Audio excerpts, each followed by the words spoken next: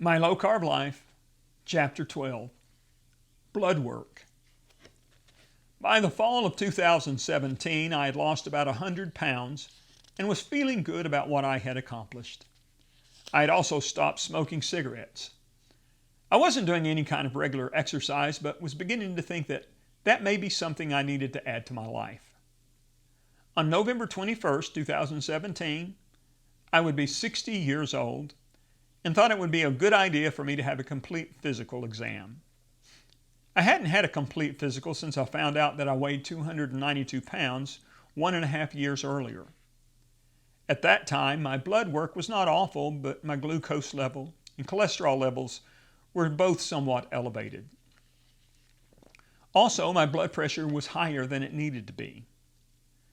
As I've said, thankfully I had good genes and most of the other blood work levels were in a normal range. But this time, I was anxious to see what kind of impact my weight loss and stopping smoking had had on my overall health, including my blood work numbers. I don't remember my exact weight, but my weight loss was still around 100 pounds, which would have put me in the low to mid 190s. I do remember that my blood pressure was pretty normal. When I received the results of my blood work, I was pleasantly surprised. It appeared that my glucose and cholesterol both had come down. They were in the top part of the range of where they should have been, but they were in the normal range. Everything else was normal. I was pleased, and my doctor was pleased. He did encourage me to start exercising because that would help me sustain the good blood work numbers. Things progressed pretty well that fall and winter. I made it through the holidays without gaining weight that year, even though I did eat some things that I shouldn't have eaten. Not long after my 2-year anniversary of changing my eating habits, though, I did have an incident that affected the way I look at my health and body. I recall waking up at about 2 o'clock in the morning feeling extremely nauseous. I wasn't sure whether I was going to throw up, so I got up and went to the bathroom. After a few minutes, I hadn't thrown up, so I went into the kitchen to get some antacid. I thought I'd probably eaten something that had upset my stomach, or I'd gone to bed too soon after eating. The last thing I remember is reaching up into the kitchen cabinet to get the antacids. The next thing I knew, I was lying on the floor in a pool of blood. I had passed out. I had never passed out before. Apparently, as I fell to the floor, my arm had brushed against the oven door handle, which cut me and caused me to bleed on the floor. I'm not sure how long I was out, but I think it was just momentarily. So there I was, lying on the floor in a pool of blood, and I wasn't sure whether I would pass out again if I stood up. I called out for help, but no one responded. That didn't surprise me, because my wife sleeps with a noisy CPAP machine, and because my son's bedroom is down the hall at the other end of the house. My only choice was to get up, clean myself off, clean the blood off the floor, so that's what I did. What was weird was that after I passed out, I was no longer nauseous. I felt fine. At any rate, I cleaned up and went back to bed. The next day was a Sunday. My wife had to go to work. I began thinking about what had happened. I began to think about how my nausea suddenly disappeared after I passed out. I started to get a little concerned because of the local physician's show I used to produce. He frequently had cardiologists as guests, and I seem to recall that what happened to me was a symptom of something wrong with my heart. I decided that since it was Sunday and my physician wasn't in his office, I would go to the emergency room just to be safe. Over the next 2 days, I had every test you can imagine. I had a stress test, I had a CT scan, I had an MRI. I suppose they wanted to figure out why I had passed out, and when one test came back with normal results, they moved on to the next test.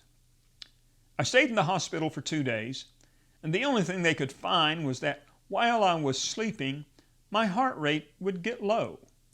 Not dangerously low, but low enough for them to be concerned. After 2 days of tests, the doctors couldn't determine why I had lost consciousness. They told me I should follow up with my family doctor, which I did a few days later. I told him what had occurred. He had a simpler theory. He suggested that I had been dehydrated, which caused my blood pressure to be low, and when I stood up, the blood rushed from my brain and caused me to pass out. He explained that when we get dehydrated, our blood pressure lowers, and since we need pressure for our blood to flow to all parts of the body, when it is low, our body has a hard time getting the blood everywhere it needs to go. Now, that may not be a medically correct explanation, but that's what I took from our talk. So I decided I needed to increase my fluid intake, specifically my water intake. And since I'm talking about water intake, I suppose this would be a good time to go over what I drink every day. It is fairly consistent. When I wake up in the morning, I have 1 8-ounce cup of coffee. 1 cup is enough for me.